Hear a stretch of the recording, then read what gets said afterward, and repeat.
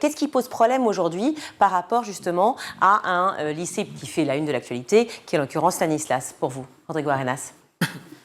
Il y a plusieurs sujets qui posent aujourd'hui problème. Sur le financement essentiellement, après on va parler effectivement du contenu, des enseignements. Sur le financement, c'est qu'aujourd'hui, le privé, en contrat avec l'État, mais en contrat aussi, se nourrit beaucoup sur le fait qu'on a construit cette idée que le public ne faisait plus son travail et qu'il ne permettait plus l'excellence, etc. D'abord, c'est faux. Si à CSP de parents égale, le public fait mieux que le privé. Et ça, c'est incontestable. Le PISA le dit très clairement si on prend cet indice-là.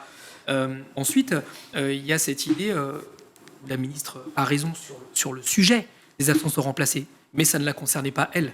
Il y a quoi? Elle a fait appel au bon sentiment des familles. Moi, j'ai commencé en tant que parent d'élève sur ce sujet des absences non remplacées. C'était en Seine-Saint-Denis, où c'était structurel, où concrètement, quand vous alliez le matin, vous ne saviez pas si vous trouviez un enseignant devant la classe, et donc les enfants sont répartis. Dans ma circonscription, au moment où je vous parle, il y a un établissement dans lequel il y a une enseignante qui est absente depuis plusieurs semaines, où les enfants sont répartis dans les autres classes. Donc c'est toute cette idée que le public ne fait pas son travail qui nourrit précisément le privé.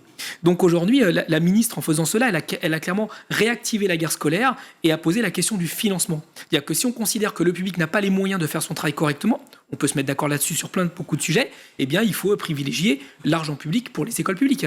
Et aujourd'hui, il y a un déséquilibre sur la façon dont ces écoles sont dotées, parce que les écoles privées, en contrat avec l'État, bénéficient des fonds publics, c'est vrai, mais ils bénéficient aussi de fonds privés.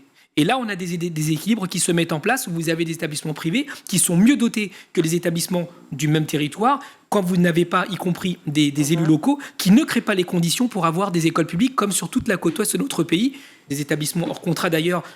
Je parle du réseau Espérance Banlieue en disant ça, qui a été une espérance énorme, y compris dans les banlieues. Il y en a certains qui ont dû fermer, comme celui de Montfermeil, parce que ce qui se faisait à l'intérieur n'était pas susceptible de répondre aux règles. Les établissements hors contrat ne sont pas hors règles, au contraire, ils répondent d'ailleurs à des règles très strictes, et quand ils sont contrôlés, ça peut être compliqué pour tout le monde. Donc vous voyez, tout ce financement-là existe, et tout le monde bénéficie de l'argent public.